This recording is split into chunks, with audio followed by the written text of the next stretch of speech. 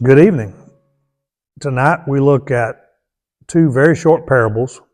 Combined, they only take up 3 verses. They both begin with, again, the kingdom of heaven is like. Both involve the discovery of something of great value, a hidden treasure, and a very costly and expensive pearl. The two back-to-back parables are a emphasis of a theme that the Lord is trying to get across, a message that He's trying to convey. And it's for those that have ears to hear. It's found in Matthew chapter 13, verses 44 through 46. If you have your Bible there, open it up and read along with me. Again, the kingdom of heaven is like treasure hidden in a field, which a man found and hid, and for joy over it, he goes and sells all that he has and buys that field. Just one sentence. The next one is also one sentence. Again, the kingdom of heaven is like a merchant seeking beautiful pearls, who, when he had found the one pearl of great price, went and sold all that he had and bought it.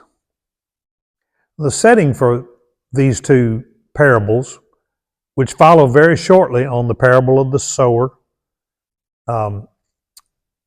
He shares a few more parables, and then these two follow there. But the setting for it, he had been initially with the crowd, but he sent the crowd away. He goes into a house, and his disciples come to him privately asking for an explanation, for understanding of the last parable he had told, which was about the wheat and the tares. And finishing his explanation of that parable, he says once again, "He who has ears to hear, let him hear." So our parables of focus tonight were spoken not to the multitude, not to those without, but to those in the house, to the inner circle. Now, since the Lord didn't interpret these two parables, apparently they didn't ask, maybe they understood. But because the Lord didn't interpret them, there's a variety of interpretive views as to what they mean that are out there. But the context of the chapter is key to the interpretation. Throughout Matthew chapter 13, Jesus had been speaking parabolically of the mixed responses to His kingdom and kingdom teaching and things. So there are positive responses to the kingdom as well as negative responses. And these two parables fit into the pattern of the positive responses to the kingdom. The kingdom is portrayed as a hidden treasure and a valuable pearl. And it's pursued by men who sell everything they have in order to gain the kingdom. And this fits the picture also of discipleship that's a theme throughout the book of Matthew. Now, in ancient times, treasures were often buried and hidden in fields because they didn't, we would rent a lockbox, or we would purchase a safe to keep somewhere in our homes. We have that available to us. They didn't have that available. And there were marauding bands of invaders and sometimes warring armies would come through and would confiscate, steal things.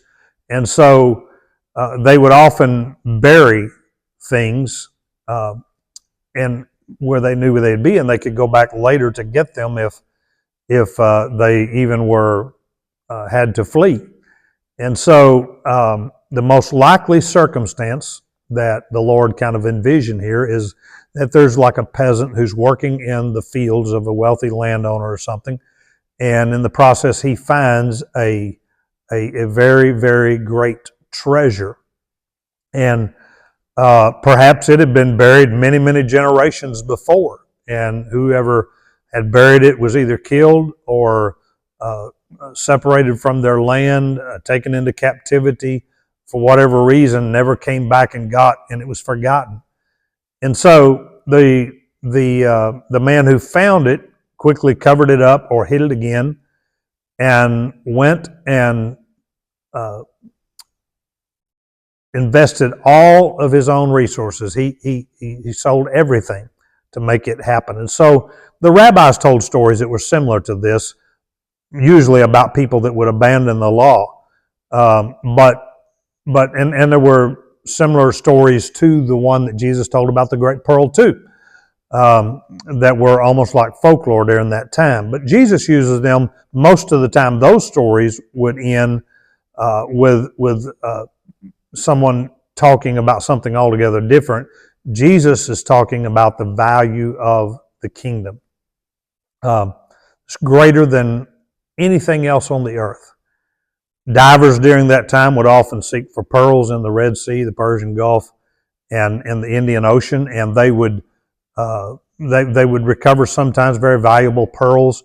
If you read about there's accounts of pearls that were given to Cleopatra of tremendous value. Alexander the Great gave, I believe it was his mother, a pearl that was worth millions. So there's accounts from history of the great value, and pearls in that time was like diamonds are today. So what is Jesus trying to tell his disciples? Why do they need to hear whatever it is he's telling? What timeless principles are here that can be applied in our lives? Why do we need to hear it in 2024? That's what we're going to look at tonight. And I believe you're going to enjoy this, and I hope that it blesses you.